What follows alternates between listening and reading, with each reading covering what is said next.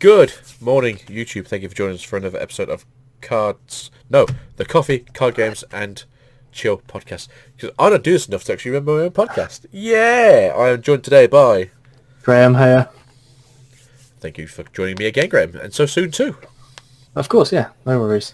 So, originally we were going to do this on the 22nd, but the 22nd happened to be your... It was my birthday, yes. Woo! So we didn't do it on the 22nd. I'm old. I think if anyone's watching this, it's the old people. I don't think it's many of the youth of today. That's very true. No Zoomers Very, here. very true. No Zoomers here whatsoever.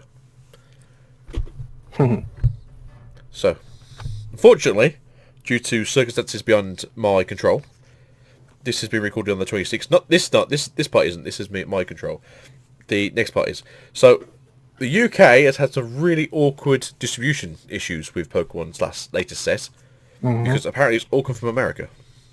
Yes, So I've heard this as well. So apparently the Belgian plant didn't do any of Champion's Path, which is really awkward and odd if people don't know, because normally it's the Belgian one that does stuff for America. Like it obviously, like you'll do like a side print to the Americans if they book things. They can obviously go, oh, you've obviously over ordered stuff. We're happy to send you some stuff. Here you go. Yes. But not this case. So yeah, welcome to the new normal, where America is going to be the ones doing all the European stuff, at least for this set and maybe for the next set. It's going to be interesting, I think, for the first couple of sets, because I think supply and demand is going to be a lot more than they realise. Supply is demand's very high right now because everyone's still stuck in the whole you can't do anything, especially now the UK's gone back into isolated bubble lockdown system for jangles. And then I was going to say, and America obviously is only printing really for themselves. They're having to half and half it, or like maybe a third it to the UK/European region, and then obviously do the American stuff. Exactly. So I'm not sure how the Germans, the French, and the Italian copies are getting, the Spanish are getting done currently, because I don't know if the American places having to allocate machines to run them as well, or if they're just ignoring them for the time being. Couldn't say. I don't know. I don't know. It makes interesting thought though. How it's going to work. It doesn't work. That's the problem. Well, yeah. Chinky, chinky, chink, chink, chink, chink.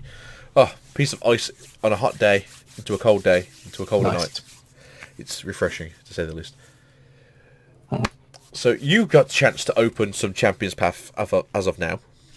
I managed to find, when I went shopping in town today, in the game, they didn't have any ETBs, but they had both the double and the surf-etched boxes.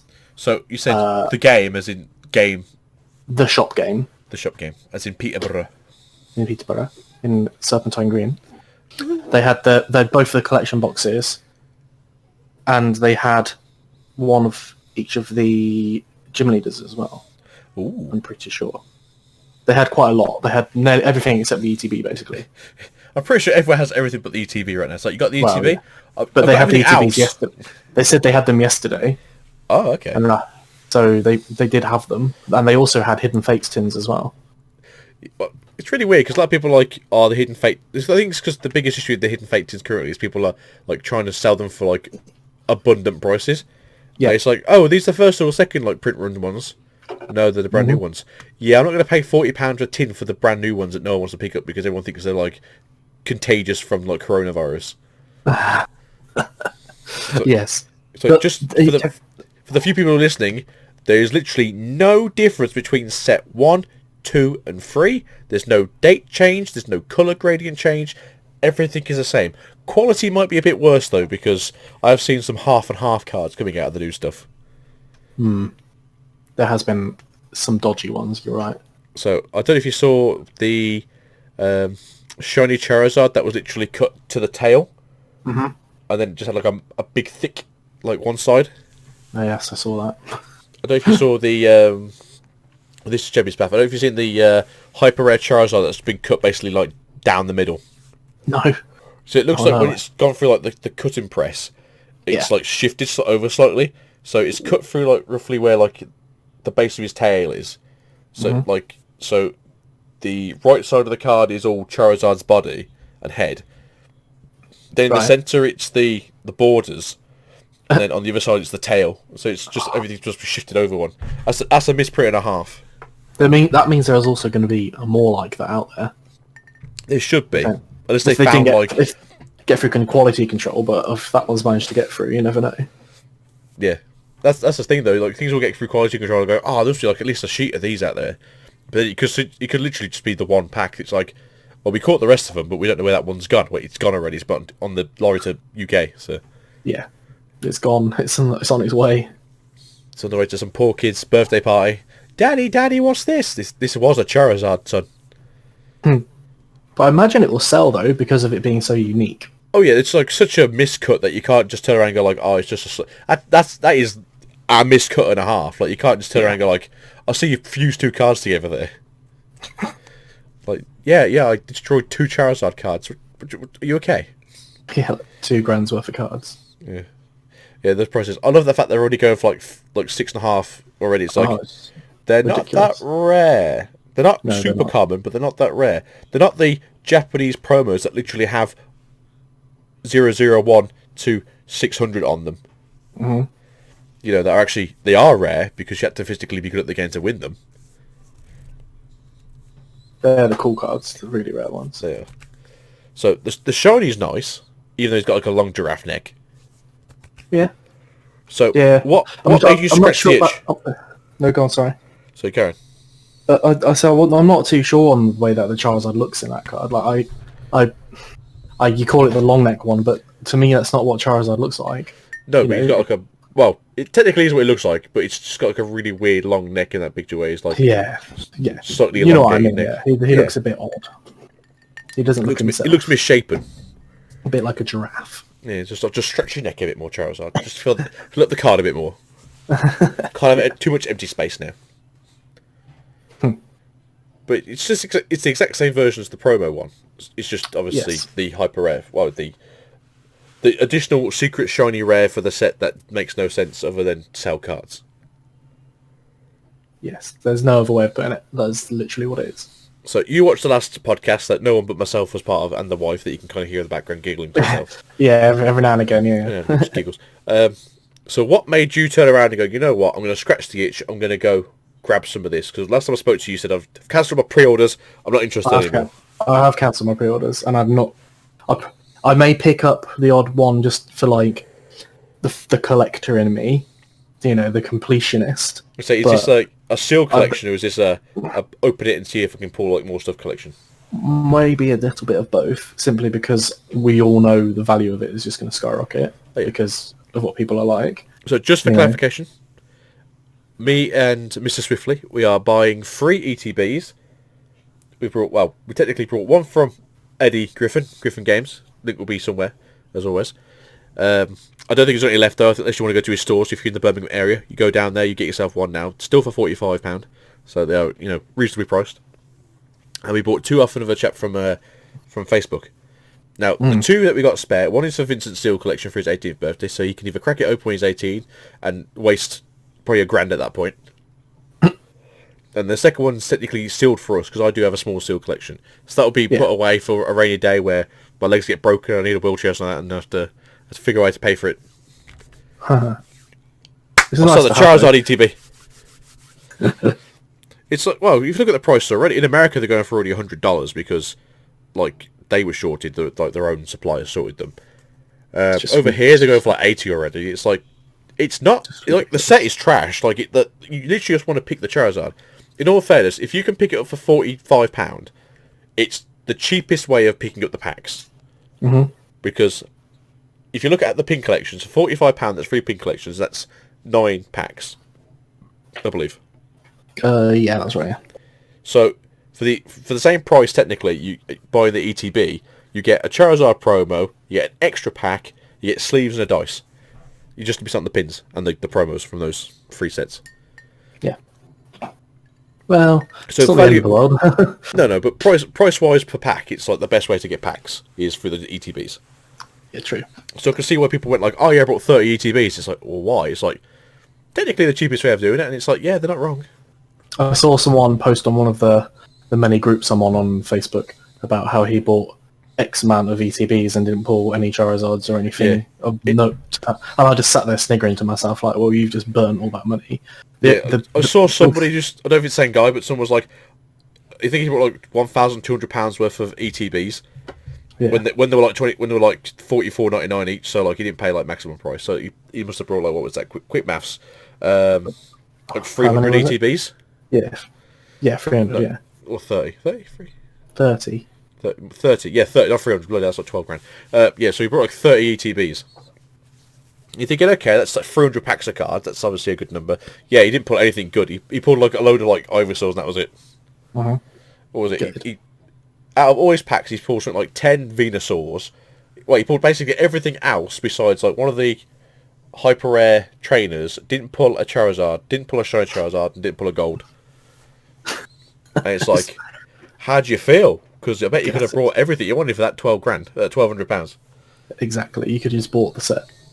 So like me and Catherine, we love opening Darts Ablaze, but we just, at this point, it would be like easy just to buy the Charizard. Exactly. You know, with the rates of pull being so low on that Charizard. If it's anything like Konami's issue right now, where they've got with Yu-Gi-Oh, everything's just clumping together. So yeah. Sorry.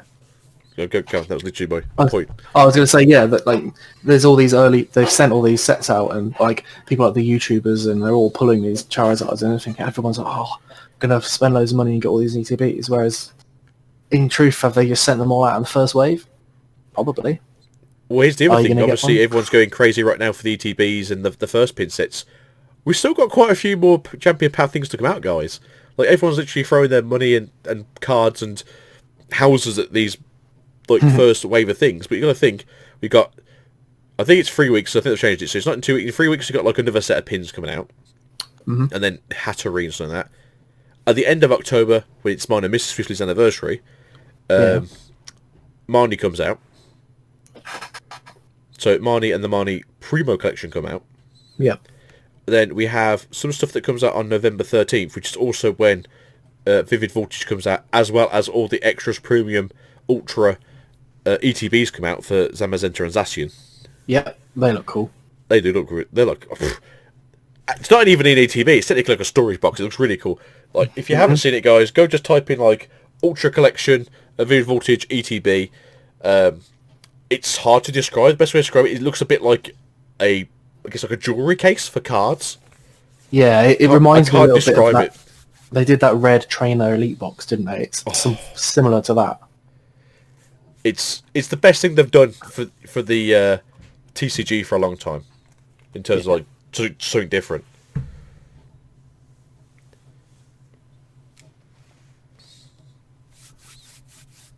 Go on. So yeah, similar to the trainer box. I think we're not so sure 100% what's going to be in it, but no, we know there's going to be promos. Yeah, the gold promos and things like that. In all fairness, I don't really mind too much as long as it's like the gold promos that we got with like Sol Galio and Lunala. I'll be okay with that style. I won't be happy if it's literally a fake gold replica of the golds that we already have from Sword and Shield, because it's why? You didn't have to, and it seems strange that you did. And also, as long as they're not alternate arts to the original promos that we got as well from the tins. Because I'm fed up of alternate arts, guys. It's not cool. I know why they did it. So they could reprint things in different like art styles and then get them back out there so people who didn't get them the first time can have them. But then it doesn't make them play like the extra like period of time. Well, yeah, of course. Because obviously, if anything comes out after Worlds, it can play for that like those 2 full years. So obviously they're like, oh well, we've released this thing here, but it's alternate art, so it's still only playable for the next year rather than the next 2 years. Don't want it out for too long now. Wow. And that's what it was with like some of the stuff for like Hidden Fates. The reason why they were alternate arts is because they didn't want things coming back into the meta and being like, that's a bit strong in this meta. Can't really have that out there now, can we? Very true. No, we can't have that out there. How dare we try and play water decks at the end of Sun and Moon? and then, well, this is the thing though. If you think of like Hidden Fates having, was it Brooklet Hill, and then all the water support they got at the start of Sword and Shield. Yeah, exactly. There'd be a lot more water decks out there. The hundreds. But they'll just cancel out all the fire decks that people are now making because of the Charizards. Well, this is the weird thing. So everyone's like going, "You gotta make these Charizard decks. They're the best decks in the meta." It's like they're really not, because you don't have like fire acceleration like you used to have. Like fire acceleration finished like at basically the start of this set. There's no flint. Yeah. There's no flint. There's no blacksmith. There's no. Well, there's half, and that's about it. I think literally have half now. There's no fire crystal anymore, I don't think. No. So all that rotated out last set. So everyone's like making all these Charizards that can't put fire anywhere, but I'm making these Charizards. But it's true. It's like, yeah, you make all these Charizards, Dick. They can't do anything.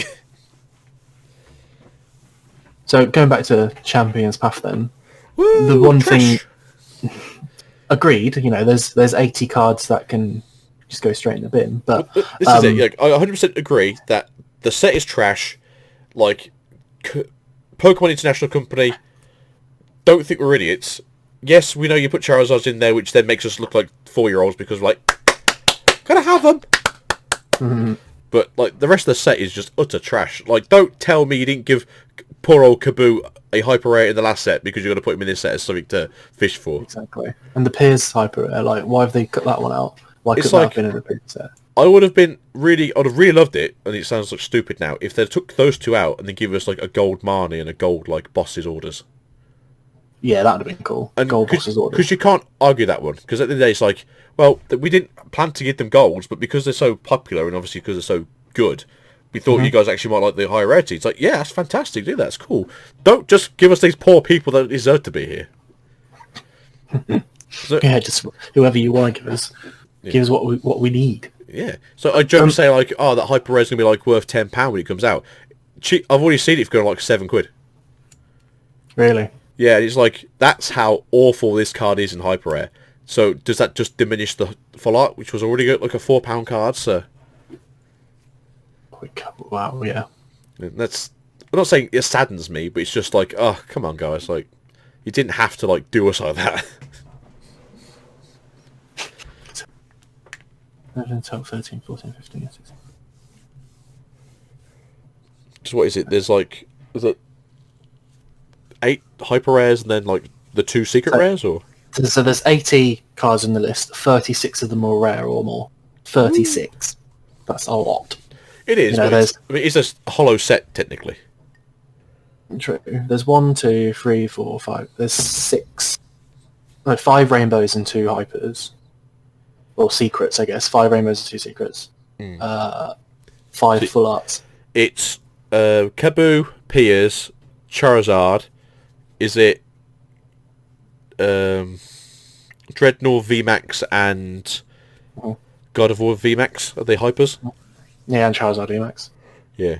So there's your 5. That's the only 3 there that need to be with the Pokemon, technically. Technically, the Charizard didn't need to be there, but it's just nice that we got that rarity upgrade that obviously the Chinese, Koreans, and the Japanese got during their tournaments. Do you think, looking at what is actually in the set, and like the cards and stuff, do you think they've just gone, we need to do a set this winter, because Hidden Fates did so well. Shall we just get a mishmash of random cards? I honestly think, like, purposely, they've sat here in a room, and 2 things have happened. Either the one where I said through the video where basically we got a load of trash, how do we get rid of it? And someone turned around and goes, well, we could use the premium set because people just expect it to have good value in because it's the premium set. Yeah, you're a genius. Or they've just turned around and gone like, we can't keep not putting this out because it's getting further and further away from when it was released. And if we put it in next year's stuff, it's going to be power crept already. And then people are going to be upset by that. And so they've had to go, well, the only place we actually have a place to put it in is the premium product. And then they've turned around and gone like, if you put a Charizard in there, it will sell, right? Yeah, we'll have to put it in the premium product this year then. Yeah, that's exactly what they've done. And that's the annoying thing for me. It's like, they couldn't just turn around and go like, sorry, it's late.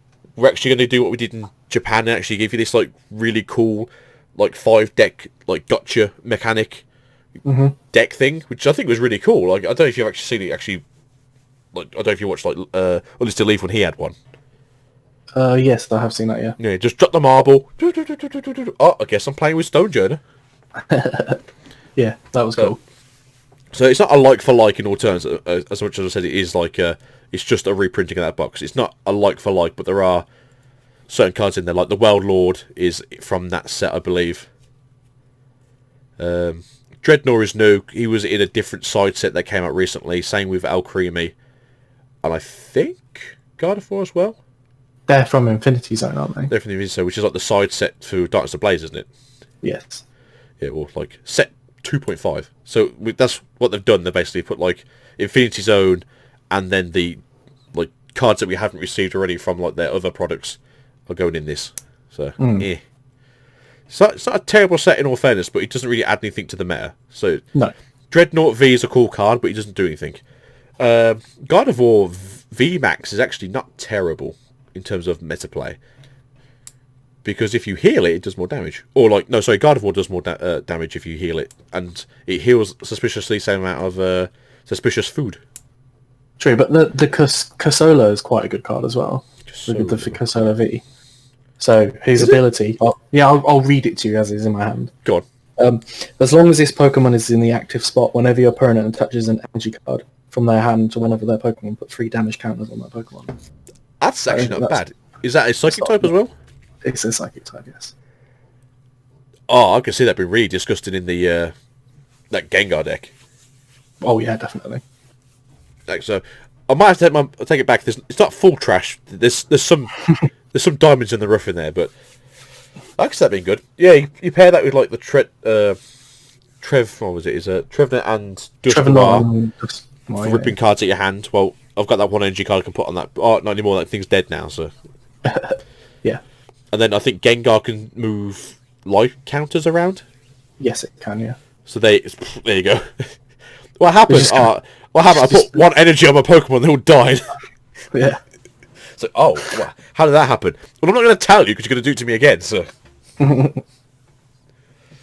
all I have to tell you is I tried to play this game and he doesn't let me. Doesn't let me. I tried and I died. I lost 2 cards from my hand. Then I did put 1 energy onto my one Pokemon that had 30 HP. Then it got burnt to death. I got burnt to death. You going first or second this turn? I'm going to go first, goddammit. Always play the game this time. Because I guess the other thing you do is would it pair with a Mewtwo and Mew? It would do, as it being a Psychic type. I think it depends how you run the Mew and Mewtwo deck now, because that runs like other engine on its own now in most of the decks. Yeah.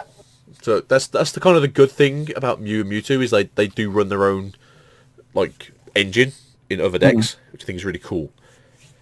But it might slot in there, I guess. So yeah.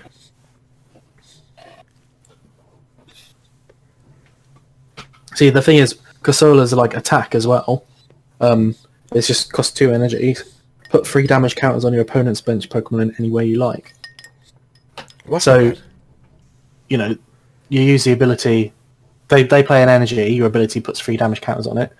You attack, do 60 damage, and put 3 damage counters on that Pokemon as well. You're dead. That's potentially 120 damage on one Pokemon. That's not bad at all. That's quite good. You don't get to play it now. Oh, okay. I'm sorry. You can put it on the field, and I'm going to kill it. I mean, there used to be a lot of back row decks that used to do that, and I mean, this is technically the same thing. So, I guess. I'm just wondering, does the Altaria actually negate that effect then? Ooh, I don't know. Same with the Decidueye. Yeah, because aren't they like can't be affected by V's and GXs? I guess. So I mean, would a Poké Power also be under that consideration, or is Poké Powers kind of like just like an air of like essence? It's like you can't negate this because you don't negate this. You're not a baby Pokemon, goddammit. No, I guess, but your opponent's got to know that you're rolling that card though. That's the thing. How are they going to know to have those cards in their deck? You've just got to take that chance. Presumably with the Decidueye, you're running like a grass deck anyway. You're thinking like, I've got this here just in case like I basically go up against every single deck, possibly because you know what current meta is. Of being a GX, there's a good chance I can actually walk in there and never get touched. But then the Altaria is a bit weird because it doesn't do a lot of damage and it doesn't really synergize with any normal decks because the normal decks don't do anything currently. What set's the Altaria in? This one. Is it in this set? Yeah. Yeah, I thought so. It's in this trash set for trash Pokemon besides Corsola and the shinies. I don't think I've pulled it. I'm just looking. I've got Swablu. I'd happily show you, but sadly I don't have anything to pull yet. Yeah, I can look at it on Pokecollector. It's really funny because both our stuff got sent out yesterday, so 25th of September. Mm.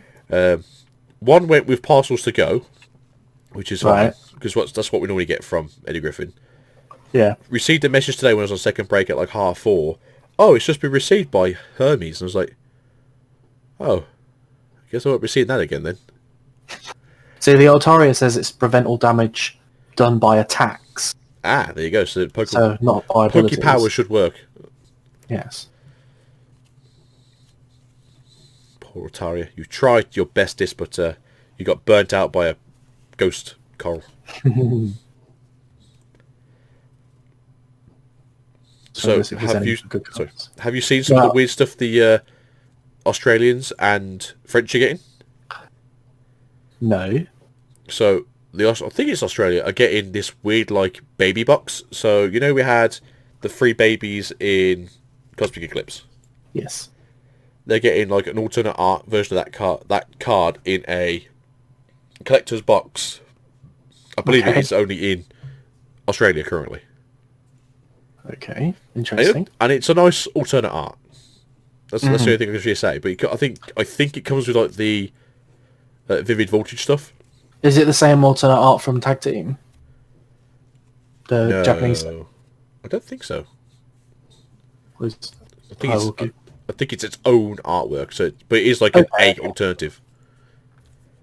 I mean, that's an interesting idea. It's nice for the different regions to get certain things. It is. I mean, but the French are getting something weird. Yeah, but then the card will also be in French as well. That's the problem. Yeah, like I don't think there's any hint at them like bringing it over here. But the French are getting something that was like in Australia, and it's only in Australia. So Australia is literally getting a region specific like box. That's cool. I think it's called like Little Babies box on that, or like Little Loves box. It's got like a really weird name to it. But there's a French one coming out, and it's got the Pseudo Wood that we received in one of the promo packs like last year. I can't remember what it was. It might have been Cosmic Eclipse, it might be something else. But yeah, they're receiving some kind of like weird, like little pin collection box that's got that in there and something else, and like a few packs of cards. But it's like so random to put it in there. But I guess we get quite a lot of those random pin sets that not all the other countries get, and America get their fair share as well. Oh yeah, the amount of promos that the Americans get that we can't get, and then like you try and get it from America, it's like, sorry, you don't live in this region, so you can't pay for it. But obviously, you can always pay for it off eBay and get scalped like crazy. Yeah, I guess I have to do that then. Because that's what a lot of the Americans realised they could do. It's like, oh, it's only like a £5 blister pack over here, or $5, but it's like, it's not out anywhere else in the world. Well, not TCG wise, because it's only the TCG needs it. So it's like I can sell it on eBay. It's like, well, yeah, because it's free market. I can make $20 per card because you didn't want to print it for any other region. Yeah, I guess you can. It's true. Sadly, when they first came out, I think people were selling for 15. Some guy went to America, brought literally like 3 or 4 stores out of them. Must brought like 100 packs of them. Wow. And then sold them when they got back to the UK for £15 each. That's insane. Yeah, he said like best money making scheme ever. Pay for his holiday. Why not? Yeah. People were very grumpy to. He said like the amount of people that like complained in the comments about it, and then would message him and say like, you got one left. Yeah. It's like, yeah. For you, it's £17 though. You complain. Only because they didn't think of it, or they couldn't do it themselves. That's all it is. Well, I knew someone who went to America last year. I said to him, hey, if you go to like one of the like Walmart or Target or whatever like is near your Best Buy, something. Yeah. If you go in there, can you just grab us one? I'll pay for like the thing, so you obviously can pick it up and you can have the pack and everything. Because I think it was in Burning Shadows. So it's a good pack as well to have. I said, like, you can have the Burning Shadows pack. I just want the promo card. And he says, yeah, okay then. He said he went to America. Said they still had like the ring binders up where they should have been, but apparently every time they restock them, someone literally comes in and just buys a shelf out and puts them on eBay. But yeah. So that's the thing. Like this card's like at least 2 years old now. This pack, maybe 3, and it still happens like this. It's like, oh, okay. Sadly, there's probably not a lot they can do about it. They can't. No, well, that's it. You can't stop people from going and buying them. It's like, what are you doing it for? Well, I'm buying it for the Burning Shadows pack. Okay, that's fair enough because Burning Shadows has got Chase card in there. Yeah. But we can do that Meow card. I'm going to put it on eBay and sell it for like $20. Oh, okay. There you go. Hidden profit. Yeah, I guess. I mean, if you pick up a pack for like $5 and you open it, it's like, hey, there's a hyper rare Charizard in here. There's like what, $250 right now, plus the $20 you're gonna get for the Meowth. What a good day you had. Well, yeah, exactly. Why wouldn't you? I mean, I don't know. I'd like to say I'm not scummy, but I don't live in America, so I don't get a choice.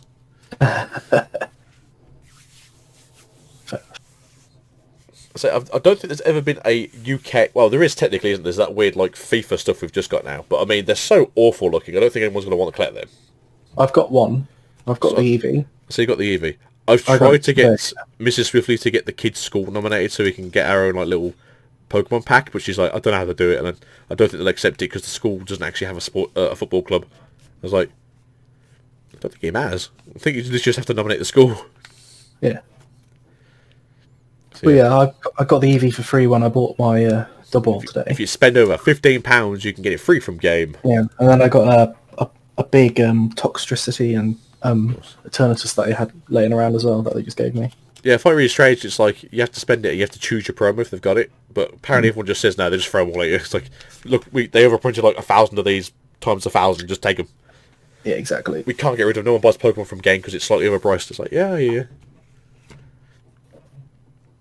So we're gonna pop in next Friday. I think we're gonna try and see if we get the Eevee promo and see if we can get ourselves like a little like box or something or a couple of packs. Oh yeah, do it definitely. Just Eevee. Is it an actual promo or is it like its own side set promo? Is it like one of 5 or is it like one of like? Let me find it and I'll have a look. It's in the bag in front of me. Or is it Thornton Field like number 407? Well, the big ones. So the big Toxtricity is just the same as it is in Rebel Clash, and so is the Eternatus as it is in Darkness Blaze. So 116 out of 189 and 70 out of 192. That's cool. I'm surprised they didn't do it as the promo cards though, because then again they've already got promo cards with the cards. The Eevee is its own set. It's 002 out of 005. Woo! And I believe I don't know what they all are. I think one is Pikachu. Pikachu. Pikachu's number 1. Eevee's number 2. I think Scorpion's number 3, but I'm not too sure the other 2 are. They gave me a like a poster to put them in as well. So Ooh. like you so like a football book thing. It's just a football pitch. Oh, don't do that, FIFA. We understand that you like doing that with your card games normally in your books, but yeah, Pikachu's number 1. Can't go doing that with your Pokemon cards. Just smash the corners in. I'll send a picture of you to put on the screen for the people watching. Okay, that sounds terrible and funny at the same time. Yeah, let me just hammer this card into this like slot that doesn't quite fit. No, it's like those old. Do you remember they used to do those books for the sets in the sort of Sun and Moon that have like 4 cards on a page, where you would like attach the cards to the page? Yes, you like slide them in. Yeah, it's a bit like that. They did them for like the original sets as well. Back in the day. I don't remember. They did it for Yu-Gi-Oh! And they did it for like, I think the first 2 seasons of Pokemon, maybe the 3rd as well. But yeah, they're like little infographic cards, and then you just slide them into the binder. Yeah. Wow. Similar to that. The idea was there. The thought's there. Yeah, the thought's there. There's no one in, but the thought's there. That sounds like my normal day. One of my days isn't like Pokemon card. Push it into a hole that may or may not break the corners.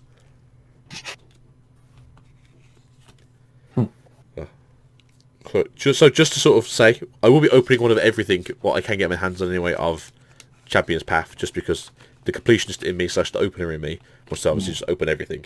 But as a rule, I am saying this trash set isn't really worth the money people are spending on it. You'll open it, but you'll open it begrudgingly. I'll open it because I want to open it and I want to get the promos out because I like collecting the promos. So the Charizard will be nice promo. All the gym Pokemon will be nice promos. I quite like the only thing about them I quite like the look of is the pins of the gym badges. The pins, that's the nicest thing because they've never released pin badges before. So it's like, if you want to be an official Pokemon trainer when you go do some cosplay at your Comic-Con, you can now officially do it as of like November 13th. You can now be the greatest you ever were, but only for the Galar region.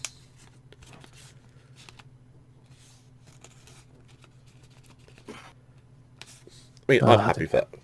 I like badges. I think the badges have always looked very nice, and the UK badges actually look quite decent, so can't really complain. If you said I drank on my drink, though. Still chingling, though. I can hear it. I'm sure all our lovely 4 viewers can hear it too when they finally watch this video. Hello, viewers. So I don't really complain because obviously these are normally quite long. So someone's having to listen to us for 2 hours in the last one, or 2 hours and 7 minutes. The last one was very long. I don't feel like this one's going to be as long because we had a lot to get off our chest last time, and this time there hasn't really been much news really since. This is more of a recap about how the Pokemon International Company is taking us for a fool. Wallet first. Spin, yeah. But there hasn't been that much other than the Champions Path really happen. Have you not heard about the set after Vivid Voltage, which will be the 25th anniversary set? Yes, I have, with all the starters in it. No, well, yes, but something different. It's technically the Isle of Armor set. Oh, okay, yeah. They have all the legendaries in it. Yeah, so those who haven't heard, because I'm sure there's probably 1 or 2 people who watch this who have I don't really like Pokemon, but I listen to your sexy voices. So, it looks like the Isle of Armor is going to get its own card set soon, which is what we were talking about last time, I believe, because I said they need to do this, and for the Tundra when it comes out. Still no news on the Tundra as far as I'm aware.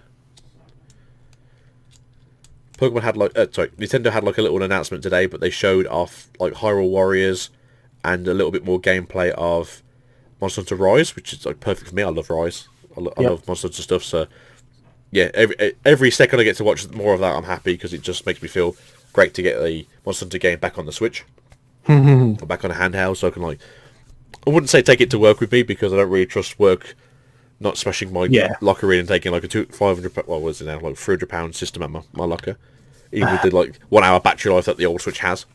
Oh yeah. Bring on the Pro Switch. Well, they announced, didn't they, that they have plans to make the Pro Switch. Just it'll come up between now and 2100. Yeah, basically. It'll be when it'll be. I'm afraid, guys. It'll be out when we can either mass produce it to the point where we can actually get it out into your hands, or when we're so far behind PS7 we need to actually bring it out. I mean, I've already paid for the Isle of Armor because you pay for them both at the same time, don't you? Which I thought was good and bad, because if you think how many people are, probably under the age of working their own hours, working a job. Yeah. You got to turn around to your mum or father and go yeah, I want to buy some DLC. Oh yeah, sure, sweetie. £7, £8. Oh, I know, so I can get it for £20. Oh, okay. But if you buy it officially from the UK store, it's £27. And then your mum and dad just staring you in the eyes and go are you high? That's a lot of money for a Pokemon expansion. It's yeah, but it'll be at least 3 hours worth of gameplay in one of them. Well, yeah. Yeah. Don't get me wrong, I like the Isle of Armor, but the actual story part of that game, that expansion was so short. It's this is not worth 20. Yeah. This was not worth £14 or whatever it was meant to be. No, but hopefully they learn from their mistakes, I guess. Is the what best mistake? Way of putting it. What mistake? From taking money barefistedly. Poof! Give me that money. I mean, there's a lot of rumours that they're going to do a third one as well. We spoke about this last time. That rumour was around before they even announced the first two. So, exactly. I feel like that rumour will always be given when they say we're going to do two DLCs, and then they're we're going to release a third. People are going to speculate that kind of thing, aren't they? The rumour was that they were going to do 3 DLCs. Then we found out they were going to do 2 DLCs. Officially we found out we got 2 DLCs. And then it was they're doing 4 DLCs. It's what? Huh? How did you get 3 to 2 to 4? Yeah, make up your mind. And then they recently re-trademarked, is it Entei and Heart Gold and Soul Silver? Did you see that? Yeah. They've just been recently re-trademarked. It's you had Crystal, now you can have Pokemon Embers. See, that's the other thing, is they might be re-releasing them in a similar vein to how Mario has just re-released all of his games. That was weird. He's done is it 35-year anniversary? 35th anniversary, which means that this year will be Zelda's 29th anniversary, or 34th, so next year will be 35th for Zelda. So those who are waiting for a Skyward Sword remake will be next year, so it'll be the 2021. Yep. And then Pokemon is 25 next year. Metroid's like 20. He's like 32 next year, or something like that. It's like, oh, so many of the original like Nintendo IPs are like in their are old people basically at this point. Mm. I mean, I'm 31. Mario is 4 years older than me. Zelda is 3 years older than me. Metroid, I think, is a year older than me. Castlevania is older than me. Wow. Like the only thing that I love that I think isn't older than me is like Monster Hunter and Pokemon. Yeah. That's Mario's older than me. I think I'm older than the rest. Yeah, I think you just no. I think you're the same age. No, you're younger than Link as well. So it's Mario and Zelda are older than you. Yeah, they're the same year, weren't they? Link was the same year. Mario is 2000. It was 85, and Link is Zelda is 86. Yeah, I was born in '86. So you go. Oh, same year then. It was a good year. You 34 now then? Yeah. Oh, never mind. Yeah, you're same age. So yeah, all the things I love are like legitimately like older than me. Besides like a very few things like I like Pokemons, which is a bit younger than me. I like Digimons, which is a bit younger than me. Yu-Gi-Oh, I suppose, is technically younger than me, but the original Yu-Gi-Oh came out in like 95, so it's a lot older than people think it is. It took quite a long time for it to get from Japan to the English-speaking region, didn't it? Yu-Gi-Oh. Yeah, it took like 7 years because it went from being like, well, look at like Naruto. I'm obviously not really an anime podcast channel, guys, so keep your hats on. But Naruto went from like 99. I think it started becoming widespread, sort of like in English-speaking regions outside of America was like 2005, 2006. Mm-hmm. So that took quite a few years. And then Bleach was the same. Bleach started, I think, in 2001 and took about the same sort of time to sort of get everywhere else as like notoriety. One Piece as well. That took quite a long time. One Piece did, but not as long as people. It was a lot shorter than people think it was because the original. Who was it? Is it 4Kids? That came out like 98. The original dub came out like 98, and it came out in like 94 in Japan. Yes. I mean, the best one I could think of that people always forget is like Dragon Ball. Because we had Dragon Ball Z originally, and that came out also like 98 and 99, 97 maybe. And then we didn't get Dragon Ball in the English-speaking region until like 2001. Wow. So Dragon Ball was already 15 years old before we had Dragon Ball. I didn't know that. Yeah, because it went like Dragon Ball Z, and they kept playing like the same thing into the Cell Saga. No, into like the Frieza Saga. And then they must have like played for it like 3 or 4 times, and obviously realised that people love Dragon Ball, but like we can't give anything new yet because we don't have anything new yet. And so they basically brought the rights to Dragon Ball. Because Dragon Ball was already finished, they could obviously get all that out in like 2 years or whatever it was, put it out for content, and then while people were waiting, it's like, Dragon Ball's back! Dragon Ball Z! Yeah. And then after that, I'm like one of the only people that liked it. GT! I thought GT was fantastic, but I'm not the only person that did. I haven't watched it as an adult, mind you, so I might go back and go, this is just some contributed triple. But as a child, I like the idea of like going through the galaxy, getting the galaxy Dragon Balls, finding some weird metal men, having Super Saiyan 4 Goku. Red being my favourite colour, I can't really complain. No, true. Good old Goku. I'm a big fan of Goku and Red Goku. I've met the voice actor that does the voice of Goku. So I haven't met the voice actor for Goku. I met Vic Mignogna once. Yeah. Yeah. Which is like the voice actor for Yu-Gi-Oh! That's cool. Yeah. He seems like a really nice guy. But then there was like a lot of things come out a few years ago saying he wasn't such a nice guy. It's like, I don't know if I want to believe this, but I'll take your word for it. We've gone off tangents somewhat, haven't we? We have. What's old and what's young and what's new and what's hip? Nothing. Nothing's hip. Nothing's ever hip. Here's something funny, I suppose. It's back to Pokemon. Do you know who recently won the $176,000 auction for the first edition booster box of Pokemon? No, who? Apparently it's Jake Paul. Ah, yes, I had heard this. Yeah, I heard apparently. he's got into collecting Pokemon cards. I haven't heard he got into collecting Pokemon cards. I heard he's got into spending a lot of money on things that he doesn't know much about. He's got, someone I follow on Twitter has shared one of his posts, and he's holding, like, handfuls of graded cards. like base set, and he's like, I'm going to get a full set, and I'm going to get this. And I'm like, well, you do that, mate. If you've got the money for it, then that's fine by me. So if you've just spent like $176,000 on a first edition booster box, that I don't know if it could be Shadowless, because if it's first edition, there's a chance. Yeah. The only all he's done by doing that is hike the prices of all the cards. Oh yeah, and that's what everyone I've seen who's like said this has basically goes, well, I guess that means our little collection has now basically got even more like intrinsic value to it. Which I mean, if you're a collector and you're holding on for it because you're waiting for like your payday, then that's great news for you.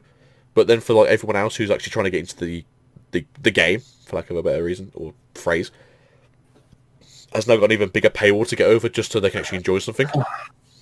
Yeah, true. But I think that's the thing now. I think once you see like, especially because of the younger celebrities, like the YouTubers and the TikTokers and I'm gonna say Viners because they're still around, but on like YouTube now. Yeah. And the Twitch stars, you know, they've got all this money coming in. You know, it's rightfully earned. A lot of them are entertainers. A lot of them actually are having to put their heart and soul into what they do, and you know, luckily they've found a voice or a place and they're actually making money out of it. Can't really sort of complain for that. But now they've got all this sort of money where they can literally throw it at the wall to see what sticks. They can turn around and go like, what place can we just like randomly put like a hype price onto? Ah, Pokemon, Yu-Gi-Oh, Magic the Gathering. Although Magic the Gathering's got its own weird price hikingness because of the reserve lift. Money's burning a hole in their pocket and they're thinking, what can I spend it on? It's like Ninja. He's randomly just sitting on like $60 million right now. It's like, what are you going to spend your money on? Me? Yes, you're going to spend it on you, Grammy. I will happily take it off his hands. 60 million? No, not enough. Just give me 1 million. That'll be fine. Literally, that'll. That's $1 million. Plus, you got to think of like the tax you have to pay on that as well. So it's probably like $500,000. It'll still be fine. It's still $500,000 more than I've got. Yeah, true. I always love it when you see massive like worldwide competitions. Like, we're going to give you $10,000, but with exchange rates and tax, that's like $5,000. It's like it's not as good. So I was watching like one of the Fortnite. Well, I wasn't watching it. I was like watching something, and it came with like an advert for like one of the Fortnite competitions.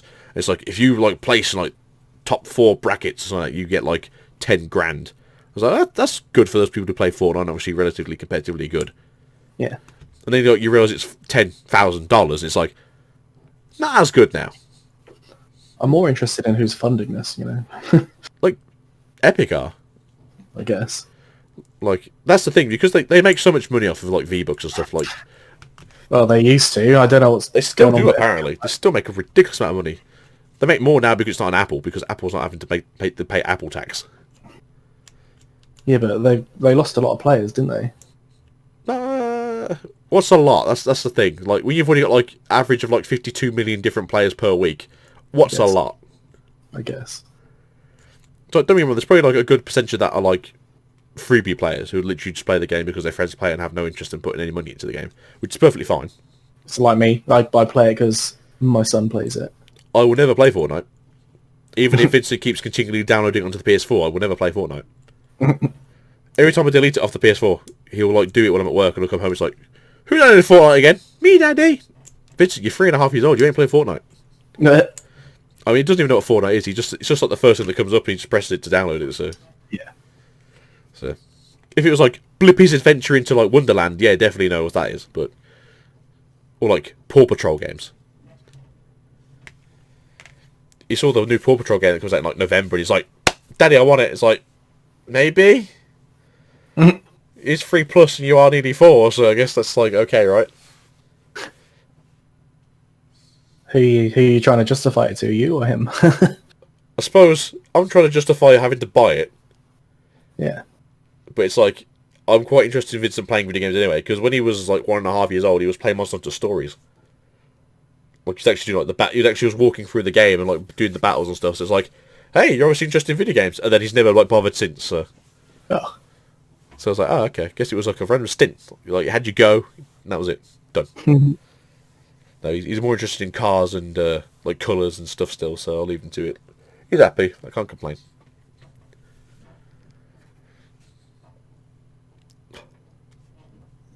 And then you've got your teenager.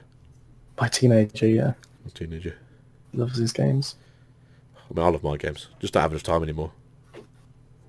Yeah, no, I get that.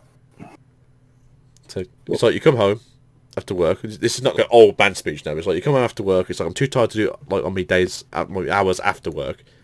You get home, you have your dinner, you sit down, you put like YouTube on for half an hour because you haven't got time for anything else. You go to bed, get up, do the same thing again for the rest of the week. Comes to the weekend, and it's either okay, am I off during a weekend day or am I off in the week? I'm off in the week, okay, so I'll take the little to school. By the time I get home, it's like, alright, I got 4 hours to myself, I have to pick him up again. Put on a game, you do like an hour of it, it's like, I haven't really got time to put like the next couple of hours into the game because I just don't have the time to do it. So I'll put YouTube on for an hour. Then it's like, I'll start preparing dinner. Then it's like, oh, I've got to go pick him up now. And it's like, what did I do today? Well, I turned the game on and off, and that's about it. There's being an adult, it sucks. Very on it. Like, I think a lot of people complain about being an adult, and I think those people are in a situation where they're more like stuck in a rut, or they have like nothing really sort of to look forward to or live for, and they kind of hate themselves. But I'm okay. I do a 48-hour week. I've got 4 days off afterwards. I have time to myself, so I can't really complain too much. True. Well, I'm on annual leave at the moment, although I went back for 2 weeks and I was on annual leave. So how long are you off for now? I go back on Wednesday. Okay, so you just had the week off then. Yeah. That's not so bad.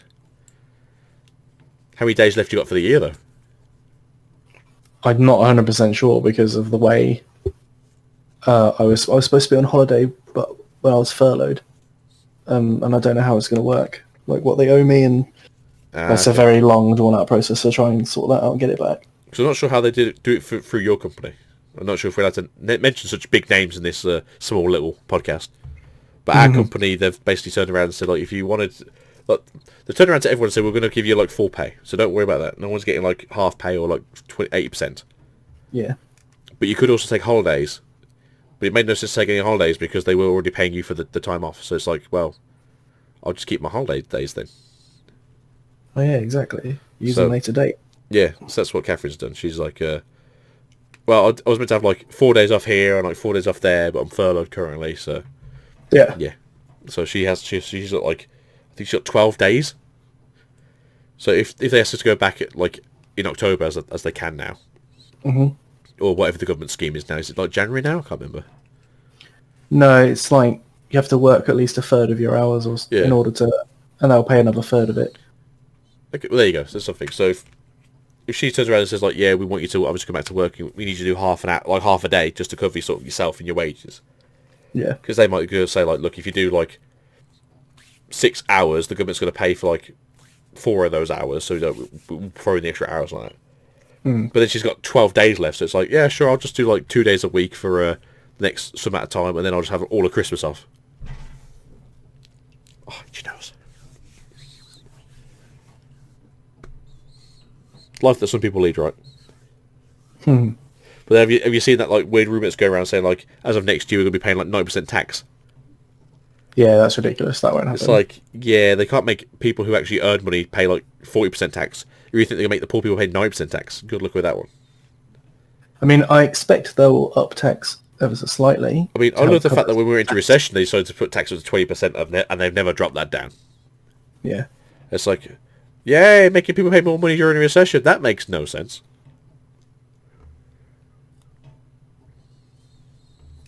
Yeah, we never really count the last recession, so it's just we finally double dipped again. You okay over there? Yeah, I'm good. Yeah, sorry. Just had a bit of a lag, that's all. Okay, so it sounds like you've had a few chairs. Oh, God. No, just lagging. Talking politics on a card game show. I know, right? So it's not even politics, it's more of a, just like general living these days. Current affairs. Yeah, so many people turn around and go like, Black Lives Matters is it's a political. It's like, how is somebody having rights political? I don't want to get into it. Oh, okay. You one of those? No, I don't. It's not that. I just feel like it's one of those subjects that it's best to just steer clear of it. Oh, okay. He is white, by the way, guys. Don't worry.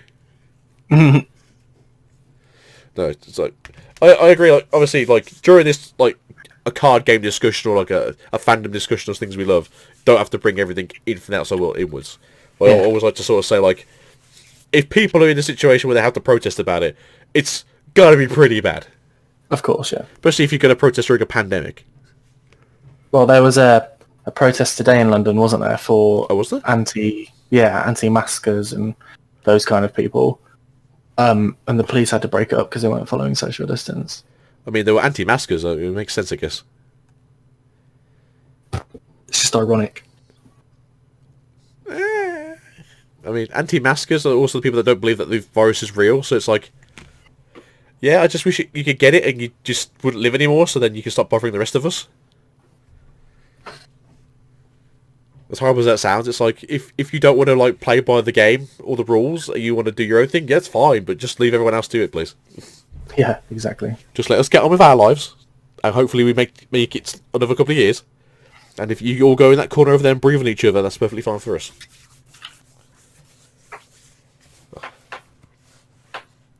So, what are your expenditures for the rest of the year when it comes to Pokemon? Besides the occasional dabble in Champions Path. I'm guessing a little bit of time in Shield when the expansion pass comes out. Mm-hmm. The Isle of Armor. No. Tundra. No. Crown Tundra, sorry. I was getting the wrong way around. Eventually, yeah, it's coming in the fall at some point, and fall happened yesterday, so any news anytime now, especially during Tokyo Game Show, Nintendo, would be really appreciated. It'll be middle of November. I think it would be like first year anniversary, bang. You reckon? What? I feel like it is, because it seems that way, because it just seems very strange that they haven't announced it as of yet. We're going out of September now. I think Tokyo Game Show finishes tomorrow. I think it finishes Sunday. I think it was like Wednesday to Sunday. Yeah, did they not just do a big Zelda announcement, wasn't it? Zelda was earlier. They showed some gameplay off of Hyrule Warriors. That's right, Not quite, pre-Calamity, which I'll watch later. I'm going to probably go to bed and fall asleep watching it and be like, yeah, I love Link and Zelda. Please. And then they released more, like, as I said earlier, like Monster Hunter Rise, like, gameplay. So it's like, I'll pick one of those and fall asleep to it and be a happy little hairy man. At 5'10", so I'm not that tiny. I'm tall. I'm bigger than average height, I swear. Which I'm surprised is still 5'8". Because average height's been average height for male is 5'8". It's been that way for like what, 15 years? And I'm pretty sure every single person I've seen in the last like 5 years has been like 6 foot something. Yeah, I'm 6 foot tall. Yeah, all these goddamn kids eating all that McDonald's, making them grow.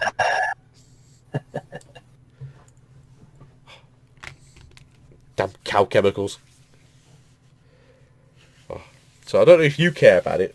I know I care about it, but I am so looking forward to Digimon coming back. Digimon. I do like Digimon. I was fond of the original series. I don't know if you bother ever watching Crunchyroll, but they have brought back a reimagining of the first series on Digimon.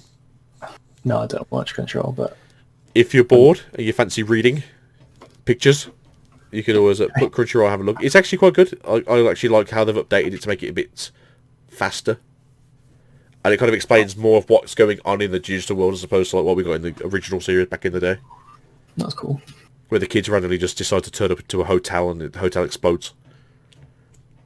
It's like, yeah, that makes sense, I guess. I quite liked, it wasn't the first series, it might have been the second series, when they were fighting against that kid with the glasses. Oh, yes. The one that had, what's he called? Like the clown Digimon. Yeah, I know what you mean, yeah. So that was quite a cool series.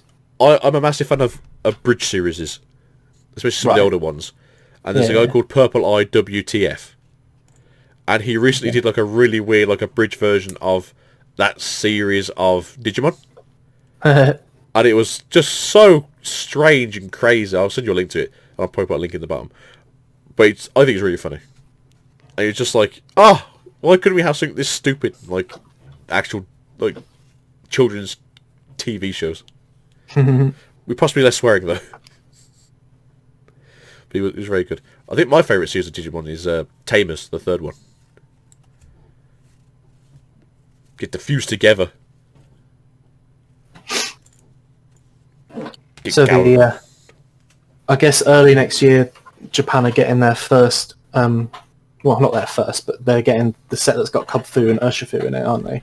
Yes, that should be got announced the other day. that should be the happy 25th anniversary. No, that's the January set. It's called Single Strike Master and Rapid Strike Master. Those sets are called. January? I thought it was going in February, because February like 20 something. January 22nd it is. The funny thing is as well, like it's the 24th anniversary.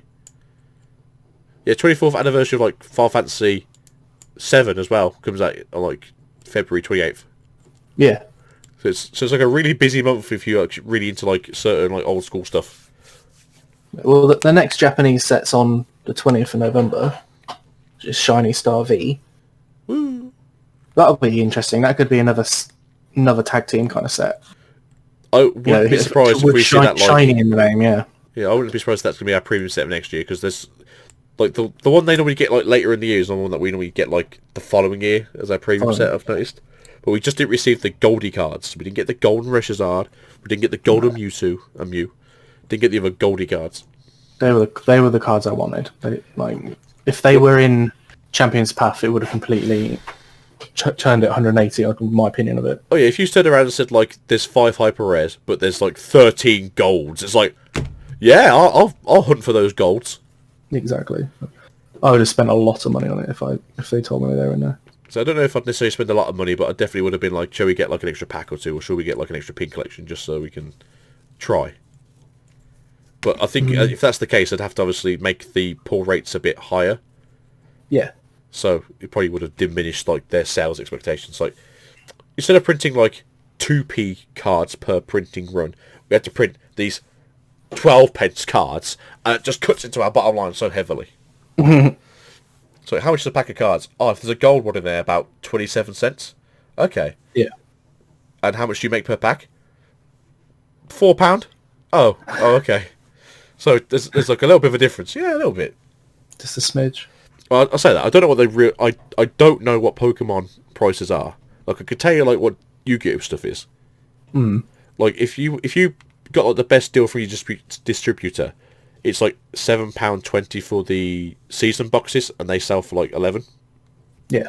I think a booster box is it's £36 for a booster box of Yu-Gi-Oh, and they sell for 50.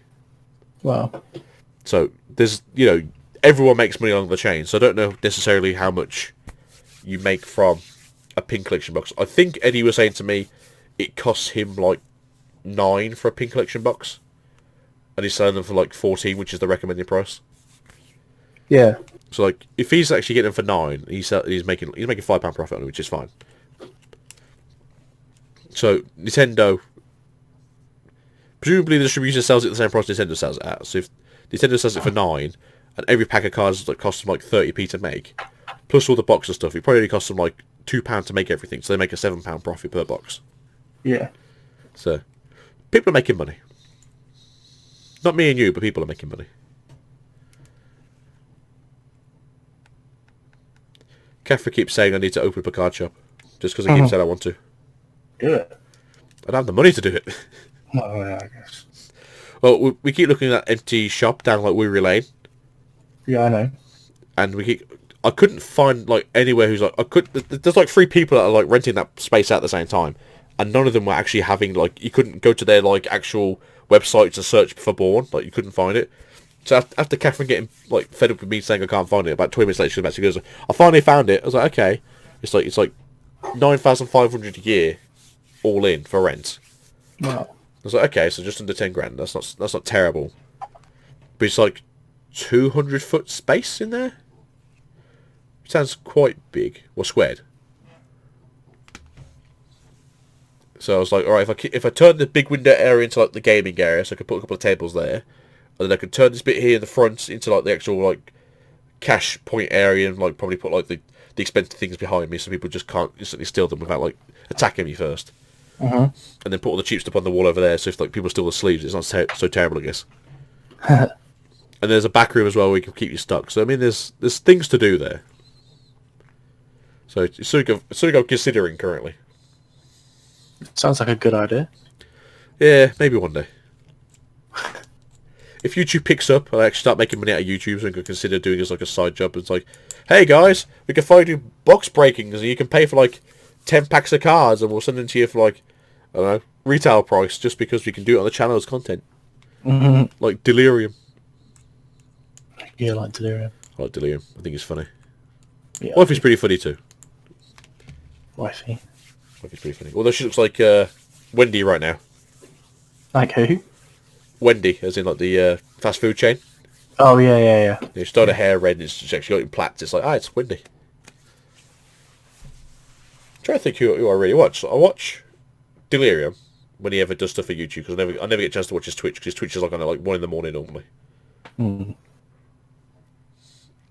Watch Unlisted Leaf, which apparently he did like a new thing today, like a custom booster box with like one of every pack from like the first like 30 sets. That's cool. He's done that a couple of times now. Yeah, he just goes like, just make me a random like booster box, and most of the time it's just like literally random things like that's like a couple of years. But I think he asked for like a premium vintage box. He's pushing for 2 mil, isn't he? He's so close. He's close. You got to do something, because he went really stagnant for a long time. Like, he didn't upload a lot for a while. Yeah. I feel like over the summer he went really, really quiet. Like, I think Australia had its problems, didn't it, over the summer? Australia has had its problems all year long. Yeah. I mean, at the beginning of the year they were on fire. During the middle of the year they were on fire. Now they're still on fire. Australia's just constantly on fire. I think they had like a weird problem during. Well, I know they had like a massive drought all across Australia during like their winter, technically. Yeah. Which is obviously bad if it's the winter period and you're having a drought. Yeah, but I mean he just went quiet anyway. But I think he was getting more quieter and quieter, because I think he wanted to start doing other things, so he keeps hinting at every now and again. But I'm pretty sure everyone tells him to shut up and just do Pokemon stuff. Yeah. And that's the problem you have though. It's like, this is just a card game channel, so I'll never do any I'll never do any video game stuff here intentionally. But it might be like, if I get like bored one day and I've got nothing to sort of show for myself, I'll just maybe put some like video game footage in the background while I talk over it, which will definitely confuse people. That's the plan. But yeah, I think when they did like his Pokemon Let's Go stuff, I think people liked it because it was Pokemon still.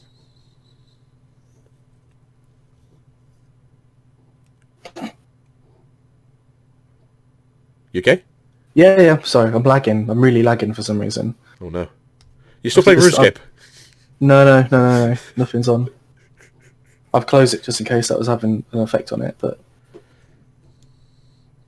Obviously, being Australia as well, he gets all the English titles that bit earlier. Yes. Because I know he did say in one of his videos like earlier in the year he wanted to do more Twitch stuff and like just play video games on Twitch. But I think a lot of people are like, oh yeah, like you'll play Pokemon stuff, or you'll do Pokemon related things, or Pokemon. And it's like, I'm probably gonna play Fortnite. They're like, yeah, we don't want to come watch you play Fortnite.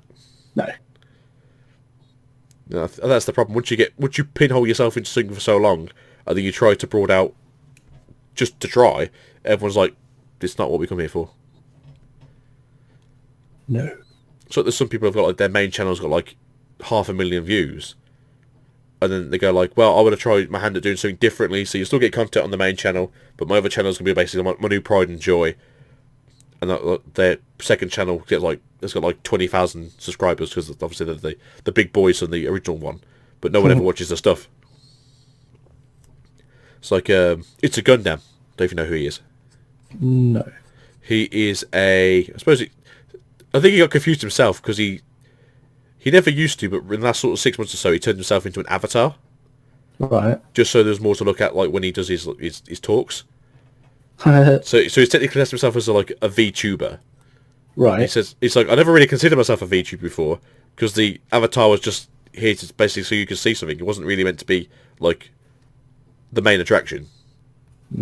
So he's like the biggest VTuber on YouTube technically, but he does like a lot of like current day talks. Like he'll go through like what's going on in the world, and he'll just like either agree or disagree with what's going on. Fair. And his main channel now has like 500,000 views, 500,000 subscribers. Fair play to him. Yeah, it's taken him like 4 or 5 years to get there, and he's on YouTube's blacklist. So every video he does makes like 10 cents. Like they won't give him any ads because it's like I wouldn't say it's controversial, but he does like kick YouTube in the teeth quite a lot, and they obviously don't. Okay, yeah, I guess. But it's like if a lot of people complain about YouTube and they obviously ban them from YouTube, it's like, yeah, these are the only people who are actually going to tell you you're doing a bad job. I think you need to listen to the people that are telling you you're doing a bad job more than the people going like, I love it when YouTube gives me all this free money because I'm watching a girl. It's like, well, yeah, you like it because you're getting free stuff. I understand. You know, YouTube asked me a question, or YouTube sent me a questionnaire not so long ago, and I answered it truthfully. And then the second that happened, they stopped sending my stuff out to YouTube channels. So it's like, yeah, don't tell them the truth because they don't like it. No, they don't. It's like, oh, you seem to have lost like 90% of your in-app, in-video like responses. It's like, yeah, I wonder how that happened, YouTube. I wonder why that happened, YouTube. We'll get there. I found the problem that was causing the lag. It's okay. I've closed it now. What was it? My VPN. Oh, okay. That's strange. I wouldn't have thought a VPN would have caused lag. Yeah, it's because it was on the wrong server. Fair enough. I've sorted it now. Don't worry. See, he's not really from Zanzibar, guys. Don't worry. Yes, I'm currently streaming from the tip of Everest. It's a bit breezy, but it's fun. I'm sure I saw someone on Twitch that once where every single day they were streaming from somewhere new, and the people couldn't understand what he meant. All he meant was basically, I'm just using my VPN. He was just saying like, oh, today I'm in like South Africa. Tomorrow I'm like in India. It's just like, that's a VPN for you. It will never catch you. We mainly got it for Netflix, to be honest. Yeah, I can understand really, because there's like Netflix in the UK is so weird because of like all the different copy law rights and everything that goes to everything now. Especially with like Disney having its own streaming platform now. Yeah. I'm just saying, I hate Disney. So this is essentially like, oh, I wish Disney would. No, I hate Disney. Disney sucks. Disney is like the cruel, evil lord over everything in the world. It owns like such a large percentage of all media outlets in the world. It's ridiculous. Yeah. I think it owns 34 different companies. Wow. Well, yeah. Pokemon Journeys is on American Netflix, which is the newest series with Go. With Go, which is like so ambiguously not a girl. Yeah. Because so I watched a couple of episodes of that just to feed the Pokemon geek in me. I really liked I really liked Sun and Moon. Sun and Moon was, despite being like a really weird art style, has actually decent story. I liked the League at the end of Sun and Moon. The battle was quite good. I watched like an A and V of the League battles, and I thought it was really good. How they did it. I still think the best series was Advanced. That was my favourite. The one with May and... I feel like I didn't watch much Advanced. Advanced was cool because... I feel like I watched a lot of Sinnoh though, whichever the Sinnoh one was. Oh, Sinnoh, yeah, that was... Oh, what was that called? I can't remember now. I just love Chimchar being this poor little excuse of a wuss, and then at the end just goes crazy and just shows like Electabuzz or Electivire. This is a real man. Yeah, his Infernape was one of his most powerful Pokemon for sure. That I think his Pikachu, because Pikachu is apparently always the most powerful. His Greninja as well. Yeah, battle mode Greninja. It's the only Greninja in the world that has battle mode. Yeah, the Ash Greninja, as it was called in the card game. It's still Ash Greninja was in Sun and Moon. Yeah, it was, yeah. Yeah, it's like, let's not bring it out in the 6th generation where it comes from. We're going to send it to the next generation. I think I have it actually. Still. Yeah, I think I've got it on my sword. Sun and Moon, but I don't think you can I don't think you can forward it to Sword and Shield yet, though. No, I don't think so. And the issue is you can't breed it out either, so you can't even breed extra battle Greninjas. Because could you imagine having a 6 IV battle like black Greninjas? Like, I'm not saying it's good. I'm saying it's pretty goddamn good.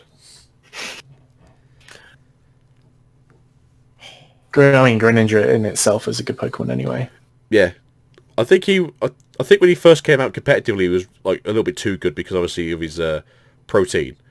But I don't think he lasted as long as like Incineroar. Incineroar was really good for a really long time. Incineroar is still in the meta now. Yeah, to the point where it got banned.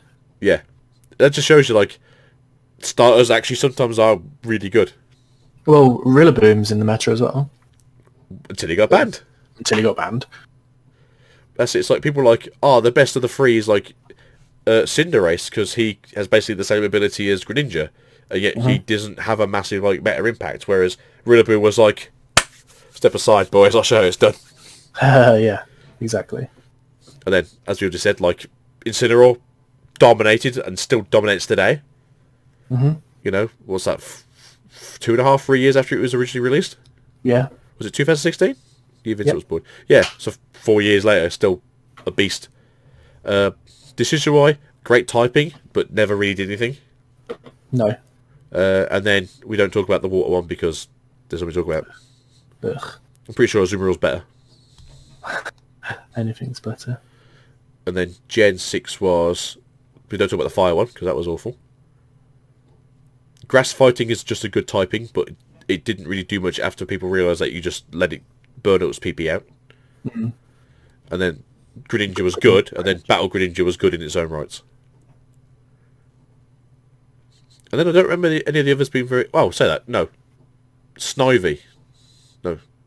Surviper? No, what's the last one called? Superior. Superior was very good when you got its hidden ability. It was very fast as well. Oh, its hidden ability is that one where it's like if you try to minus stats, it actually increases stats. So people used to use a lot of, like, was it Electro Web, so you'd reduce speed, so it's like, nope, now it's just super quick and you're just going to get punched in the face. So yeah, don't try and slow this beast down because it will just outspeed everything and just choice band you in the face. What was it? What's its grass move? Oh, I can't remember. Frenzy Vines, where like it reduces your attack power by 2. Yeah, that's it. Well, because it has contrary, it does the other one, so it powers you up by 2. So, oh no, I'm now stronger. Whatever will I do? Guess I just have to kill your whole team. I'm just going to sweep. While I'm choice banded or choice spec'd. Yeah. What's that? You 4 times resist me. Oh well, I guess I'll still one-shot you. Oh, they never saw it coming. I'm trying to think who's actually really good that's been around for a long time. That isn't a legendary. Porygon. Is it though? Truly? It's a Trick Room, Porygon 2. That's been banned. Yeah. And Dusclops has been banned. I always feel like Trick Room is that weird one because it's like it's the rogue of essentially Pokemon games. Because Trick Room's never really meta. There's always like a good percentage that go into like championships where they actually have a Trick Room team or two sort of like set up, but most people don't go in there with ones that are going like Trick Room is the #1 play style, and I will be damned if anyone says otherwise. Well, I guess not. I always look at, as I said, Trick Room users as like the rogue players of the Pokemon competitive scene. Yeah. There's enough people out there so it's actually a thing, but there's not enough people out there to actually make it the main thing. True. I mean, it's annoying when you come up against it. It's annoying, but it's beatable. Because most people like build a team for speed. Yeah. So you send like 3-4 Pokemon, or however you do it, if you're doing singles or doubles, and you go, here's on my team. Oh, look at all those slow things, and then it clicks in the back of your head. Oh crap, this is a Trick Room team, isn't it? Oh, I guess, and I have no priority on my team. Oh well, we tried, guys. You got that one guy doing like wide barrier, so you can't get attacked, so you can't like earthquake it to death, and then just Trick Room, and next thing you know, it's game over. Yep. Like you considered like, do I want to start doing competitive Pokemon stuff? It's like, no, we'll do the card game when we get a chance to do it live, but I'm not messing around with the game. Not now. Although I did build a few water teams at one point. Well, rain dance teams. Yeah. Just because there was so many really good rain dance teams at the start of Pokemon Sword and Shield. Barraskewda. Barraskewda, yeah. He has Swift Swim. He's got like a massively high attack power. He's got a massive speed and stat as well, so he can just run through things.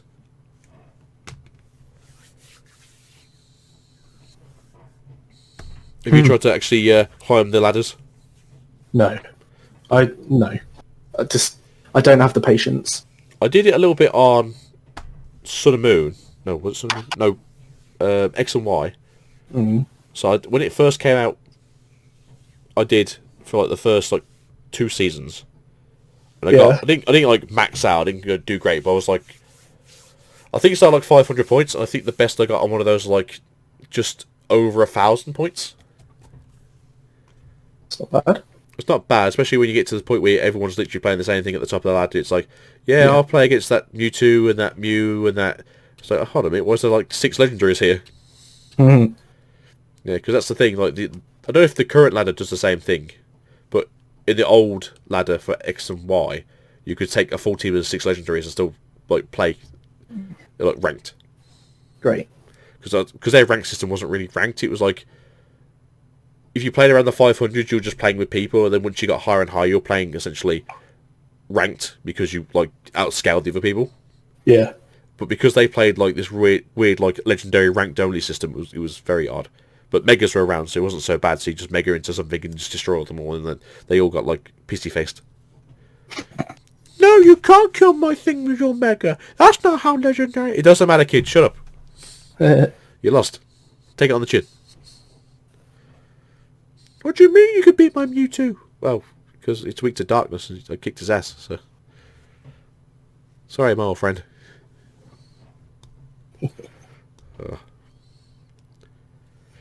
I feel like sportsmanship hasn't been a thing for a very long time. No. See, for you children out there who haven't grew up like sitting on the couch with your friends playing video games, like, if you got a dick in, you got a dick in, and you just took it. Yeah. Phrasing aside. But if you got your ass beaten, you got your ass beaten, and you just take it on the chin. And then what you do is you play the game all week long to get better for next time they come around to your house, and then you show them who's the boss. And then they'll get pissed off, and then go back for a week and do the same thing again. I was like that with Smash Brothers. Yeah, let's just say Smash Brothers, or for me it was like Tenkyu Tensei, the Dragon Ball Z fighting game. Like that was it for me and my friends. Like we were like Dragon Ball Z like fighter people back in the day. So like my friend would come around to my house, I'd destroy him like 5-0. He'd be like, "All right, I'm bored now. I'm going home." And then he'd come around the next week and like you take a couple of games off you. But you're like, "Nah, this ain't good enough." And then the following week he'd come around and he'd beat you in like one round. It's like, all right, I see you practicing. And then that's how it works. That's why you see like so many like competitive people in like, their 30s who are really good at fighting games, because they literally spent 20 years either playing in arcades or playing with friends on the couch and just destroyed each other. Yeah, exactly. Then you see kids nowadays. He hit me in a frame lag. That's not fair. It's like, of course it's fair. He knew where the frame lag was. He learned that move. Since you are in Street Fighter 5, you can't play on the graded room. It's the only what are they called? I want to say scene. It's the only ring layout you can't play on in competitive is I suppose you can call it like the training room. Because the training room actually has like all the parallel in particular lines, so you can actually see like what frames your moves come at. And so the reason you can't play it obviously is because if you learn how to like play in that room, you can obviously see the frame match up. The second you see someone hit that frame where you want to punch to, you just instantly punch them. Yeah. So it's like, competitively you can't do that because everyone knows how to do that competitively because they all know how frames work. Try to explain to someone, like, what's frame working? Well, essentially, you know how many frames it takes for you to go from here to there. And you go, yeah. So a punch is 2 frames. And they're like, okay. And I know that if you try and dodge the second you see my punch, you can't, because it takes you 3 frames to dodge. It takes me 2 to punch. So I know the second you put your foot into that section, I can punch you. I tried to explain to Catherine. She was like, I understand it, but it just seems not needed. I was like, yeah, it's not needed, but it helps when you want to be good at the game.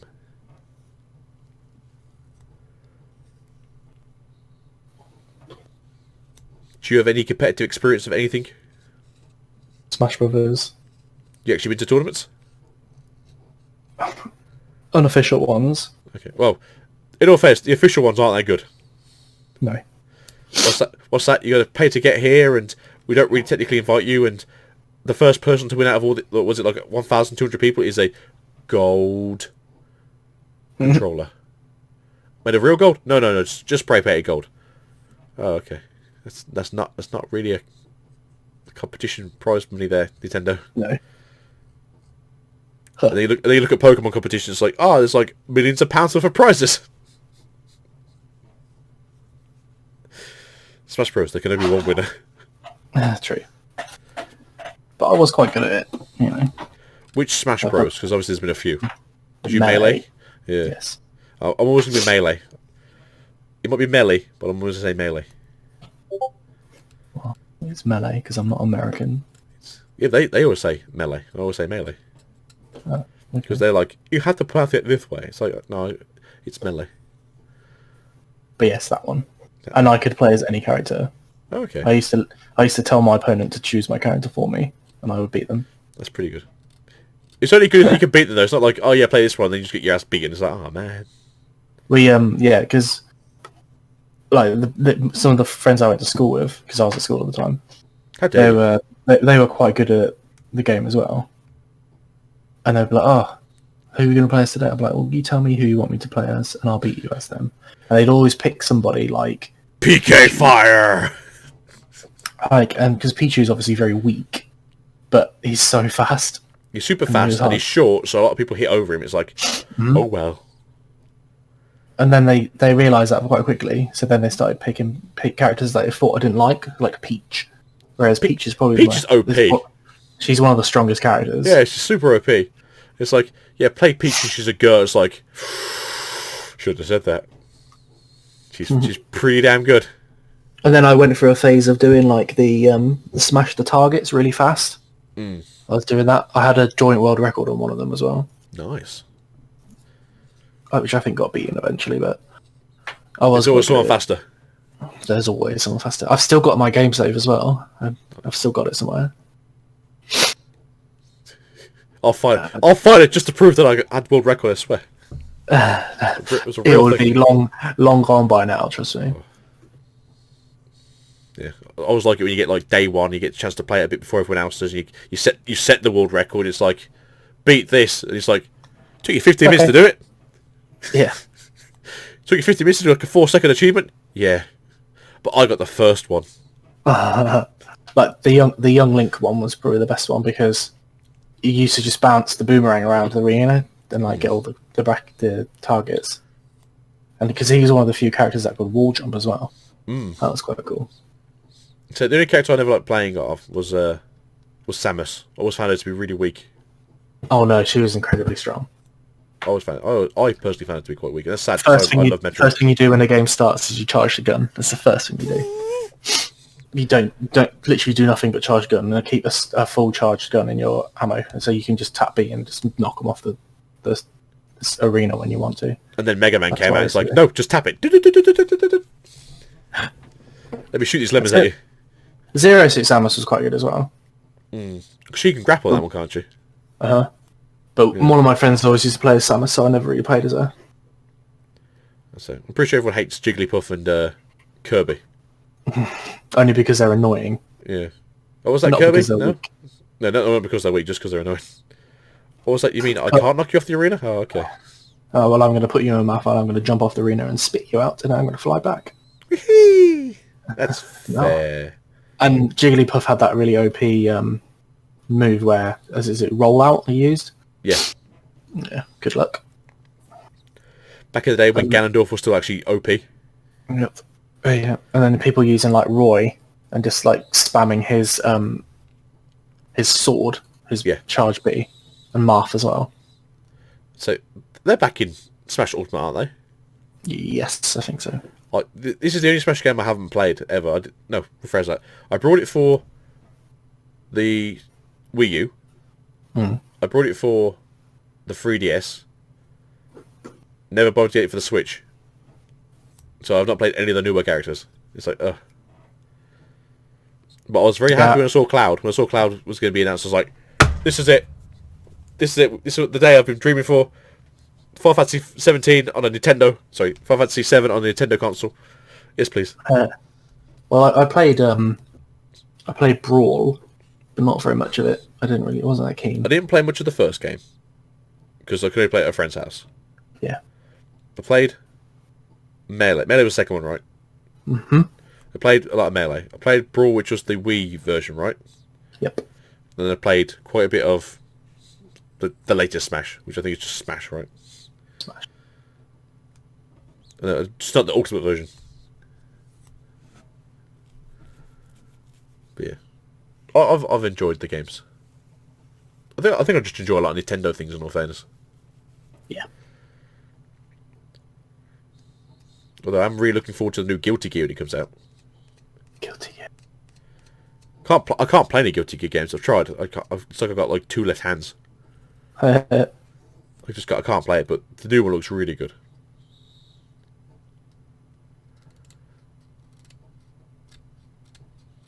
I think that's going to... Grand Blue Fantasy, that fighting game looks really good.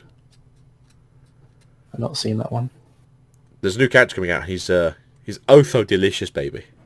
Mm-hmm. Yeah, he says like, it tells you like a little bit about the character, and the second one goes, give daddy some sugar. It's like, whoa. That's going to kick your ass, so I don't give you no sugar. Yeah. Grand Blue Fantasy, the anime is quite good. And in English, so if you want to go look at Funimation. But I mean, I'm a big fantasy kind of like person myself. Mm. I mean, Final Fantasy, one of my favourite genres. Anything with a good story, good RGP sort of aspect to it. Grand Blue Fantasy. Genshin Impact comes out as of tomorrow. Nice. So it's free to play. It does have gotcha mechanics, but it's actually free to play still, so you can actually play the game and enjoy it without having to go crazy and be like, gotta spend like £1,000 on it just to play it. So no, they've actually, for a Chinese-based gotcha game, it's surprisingly unoffensive. Unoffensive.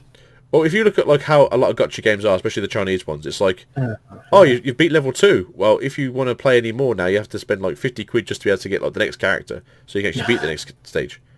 Yeah. Whereas this is mostly focused around the story and the RGP aspect of it, and then the gotcha aspect of it is like, do you just want to play with a new character? They don't necessarily make it easy to like play the game. They don't necessarily make it better to play the game. It's just, do you want to have character 7? Well, if you do, you gotta roll for it. It's like, okay, I don't want to play character 7. Well, just carry on then. It's fine.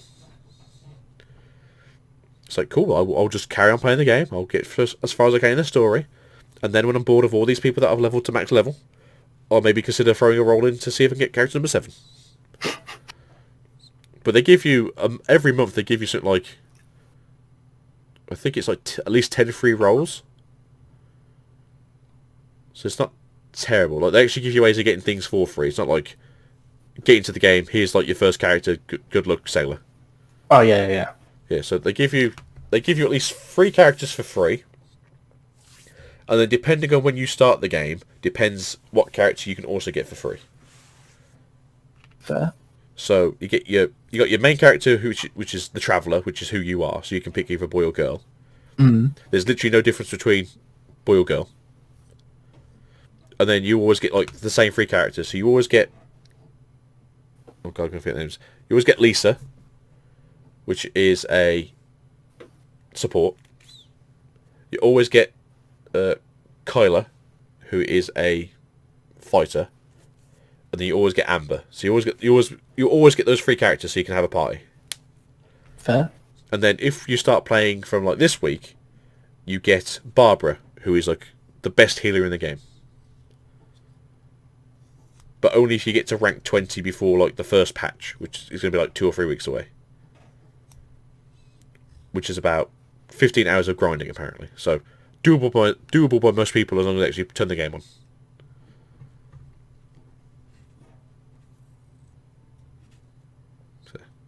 So they make it so it's actually at least playable. So it's not like, well, I'm going to spend like this week's wages just to try and play the game. Yeah.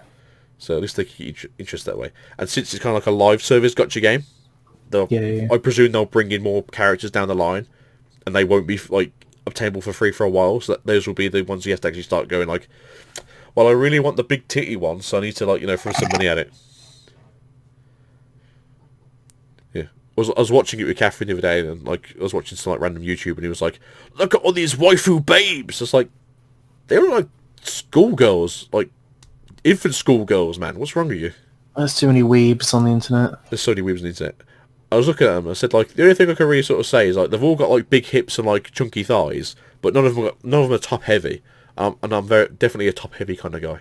And so I was like, no, these just look like school kids to me. No good to me. But when we get that big titty anime waifu, that's where I'm gonna start going. Like, I've got some free rolls. I'll start pushing some rolls out. Try and get me anime waifu, which I'm sure my own wife would be happy for me to say. I thought she was in the bedroom, but I don't think she is. She's probably downstairs upset with me because she probably should have been. Fair enough. I mean, we can stop if you want because it's like 11:15. So Yeah, I mean, we can start. Probably a better idea for that because it's getting late. And you probably want to go to bed and just get yourself sort of ready for tomorrow, and ready to go to bed and go for work and stuff like that. Well, we got woken up silly early today because our neighbour decided to park outside the front of his house, his Land Rover, and just blast music through the radio at like 8 o'clock in the morning. So how is 8 o'clock's not too bad since I get up like 5:30. So yeah, but when you go to bed at 4 a.m, that's pretty early. Yeah, it's quite early. Yeah. So I always say like early is like very respective of the person. So obviously in my case, 8 o'clock's not early because I've already been at work for half an hour, 45 minutes already doing stuff. Yeah, but then, yeah. If you don't go to bed till like 6 in the morning and you get up at 8, it's like, yeah, that's pretty early. There's a guy occasionally comes on day shift to do some overtime, and he'll have day one off. He'll wake up at like 4 in the afternoon because that's his usual waking up time. Mm-hmm. He'll stay awake all night long because he doesn't want to like reset his body clock. And then he'll come in and do work all day. So he'll finish work at like 7:30, and he's been awake for like 27 hours. I don't think I could do that. I don't think I got stamina anymore. I said to him before, he's our age as well. So it's not like he's like a super young chap. I said, I don't know how you can do it, and he goes like, I want the money. I guess. And it's like, yeah, I understand that, but like I just couldn't do it.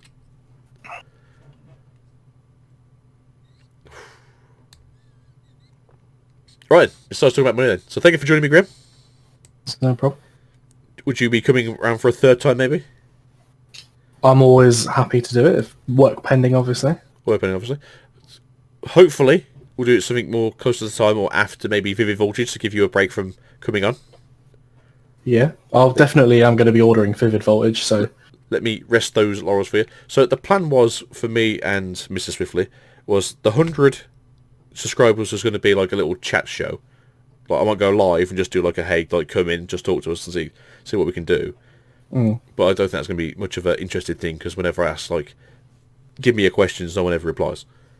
So I was like, okay, fair enough. 500 is going to be a chat show hosting with Vincent. So it's going to be me asking Vincent questions and probably yelling at me. Yep. And then for 1,000 subscribers, we're going to open a case of something. Nice. But I said to Catherine, I really want to open a case of something soon because I've never opened a case of anything before, like an actual booster case. So we might do a random case of Vivid Voltage just for the sake of it. Do it. We think about it. I need to start paying off some debts. Well, I've been paying off debts, but I racked up a load of money debts so far on like Pokemon stuff and Yu-Gi-Oh stuff. Yeah, well, you've seen what the full art Pikachu looks like because Unlisted Leaf pulled one on his way. Yeah, I saw it from Neon Cactus because he's. In all fairness, if you have to someone like first, Neon Cactus is the first. I do watch Neon Cactus as well. Yeah. I hate him, like how he does things because you can see he gets all the good cards though. That's the thing. No. That's not what I hate. I hate him because he's learnt. I feel like he's Chinese, and he's learnt English the best he can. His English is generally quite good, but he's learnt all the mannerisms of like Leonhardt, Nate. He's got like some of like Unlisted Leaves. He's got like what I class as like the negativeness traits. Whereas you can watch me open things. You know, I get excited if I get like excited for something, but I don't like shout it to the heavens. I don't like throw my arms up. I don't go like, oh Jesus, like the best. I'm just like having a spasm on screen. Like, I understand like a lot of children like this, and that's why my content is like never for children. Yeah. But like I can't watch that and go like this is entertaining. You look like an idiot. It's like Neo Cactus, you look like you're having a fit on camera. Are you okay? Do we need to call a medical professional? Are you mentally well? Because if you start if you were to do that in the middle of the street, someone would legit just think something's wrong with you. Yeah. And I always say, like, you should always portray yourself as professionally as you can. Like, don't be wrong, if I'm on camera and I open up the Shiny Zard or I open up the Hyper Rare, but like, oh yeah, really cool, this is great, you know, it's obviously something we're hunting for, brilliant. Put it in a sleeve, put it away. But I wouldn't make a song and dance with it for like 17 minutes about, like, I pulled this one Charizard. Or you spend 17 minutes listening to me going, like, I really want this Charizard. Next pack. Oh, we didn't pull the Charizard. Let's get into the next pack. Yeah. Oh, Charizard wasn't in that pack. Let's get to the next pack. It's like Peekaboo. You didn't slip a Charizard in one of these packs, did you? And then like shuffle them up into like, the pile, and then just pick them out and go like, oh, which one's the Charizard in? I can't remember. That's Leonhart. That's Leonhart. That's one of Leonhart's traits. So I don't watch him that much to be honest. I don't know if he's done anything recently, anything new. I haven't watched him for quite a while. No. So I watched his like random like PSA thing he did when he was like sitting in the park, and every time like he got like halfway through a sentence, he was like, "It's too windy here. I gotta move." Yeah. The only other one I watch is Lootbox TV. Yeah, I used to watch them quite a lot, and then they just started doing a lot of like basketball card stuff. Yeah, I quite like the basketball card videos. Weirdly, I quite enjoy them because they're shockingly expensive. Oh, massively! That's why I like them so much. Like they bought, I think their most recent video, they bought a box, just one box, like some kind of elite thing. It was $3,000. I saw the one which was like $2,000. I was like, that's a lot for. But obviously, one of them is an investor, isn't he? So yes. not Juice, but the other one. He's the investor. Deuce. So I can't remember. Like, is it like Big Taste or something like Juice? Yeah. And he's the other, they've literally uploaded a video 16 minutes ago where they opened 3 ETBs of Champions Path, so I might watch that when we're finished. Oh, nice. So I think yesterday's the day before it was like heavy gym heroes, or the other one of the gym sets. Yeah. And it was like 3 heavies. It's like, being it's in English, it's quite good to see because obviously there is a chance you won't pull the hollow, so being a heavy pack obviously gives you more of a chance of pulling a hollow. Yeah, but when you open like the Chinese ones and like the Japanese ones and Chinese and Korean ones, like they're guaranteed to have hollows in, so it's like it's not really the same. Like Champions Path? No, like the old sets. Oh yeah. Because everyone came with a hollow, and so they open it up and go like, I guess they're technically saying like they want a specific hollow, so whichever the most expensive hollow is from the Japanese set would be the one they wanted. And so they open it up and go like, for instance, like say Team Rocket. It's like they want the Dark Dragonite because the Dark Dragonite is actually worth more than the Charizard is in Japanese.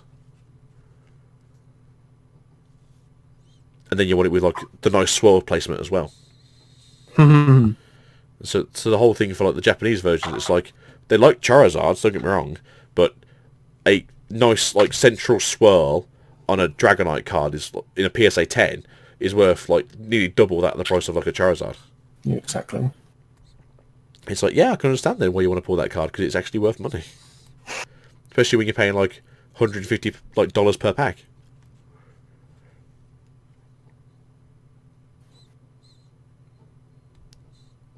So, yeah. Actually, saying that, I think a booster box of those weren't that expensive until like last couple of weeks because people were picking them up on like eBay for like I think it was like $1,000. And you get in. I think you get more packs in there than you do in the English ones as well. I think you get like 60 packs in one of those. Yeah. Yeah. And so people are picking it up for $1,000 and selling them for like £100 per booster. It's like, yeah, it's ridiculous. You're making your money out of it. People pay it, so I mean, why not? Yeah. I mean, I watched someone. Demand, isn't it?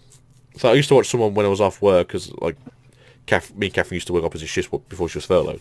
So I'd take Vincent to nursery. I'd come home and I'd put it on just to keep me company in the day when I'm alone.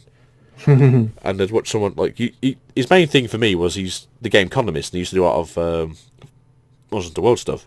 And then he got bored of it and said like, you know what, I want to do something different. I want to do I want to do Pokemon stuff because I'm a big Pokemon fan.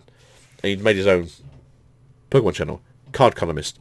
And what he basically did at the start was he'd go and buy a box of jungle, like Japanese jungle or Japanese fossil or Japanese Team Rocket for $1,000, and they'd sell the packs on the actual channel. And then he used to say like, if you want me to open them, I'll open them on channel, and if not, I can just send them to you like this. But most people are like, yeah, just open them.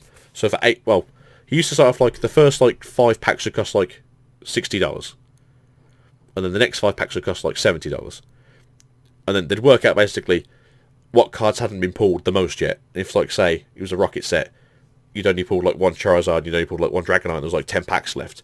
Those last 10 packs would be worth like $150 each, because the chance of having a Dragonite or a Charizard in there was quite high. And it surprisingly worked a lot. Like, he'd literally sell like 4 boxes in like 1 episode. Oh, wow. So he'd go from... He'd even tell you, like, oh, I spent like a grand on this box, or I spent like 1,000, like 700 on this box. This is how we're going to do like the prices. And he'd always make like 3 or 4 grand on each box. Mm. But I think now it's a bit more difficult, because I think like he may have brought most of the stock out of it. It's like, oh yeah, so it happens if you buy like 20 or 30 booster boxes over like a 6 months period of time. There's a good chance that there's not going to be any left when you want to go like do another round of it in like 6 months time, because you've already brought out the stock. So like, a lot of people don't realise, like, the Japanese mass printed like some of these earlier sets. Like, you can still pick up Jungle, Rocket, Fossil, Gym Heroes, Gym, or whatever the name for Gym Heroes. They had like 2 sets that aren't technically the same sets we had. The Neo sets, you can still pick them up for a fairly reasonable price on eBay, because they're still relatively common. Yeah. But you can't do that the other way around. English stuff is so rare that when someone says like a box of Scourge is like 12 grand, that's cheap.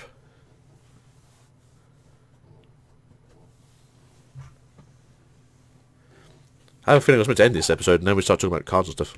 I know, right? So we went from cards to games to non-Pokemon games to finishing to going back to cards again. What a wonderful world we live in. Right, so Cool. Again, thank you, Griffin, for being here. So let's stop this now, because otherwise I'll go for another tangent for half an hour. Yep. No problem. No. Come back whenever you want, as this is a weekly show. You're always welcome back at least once a week. Yeah.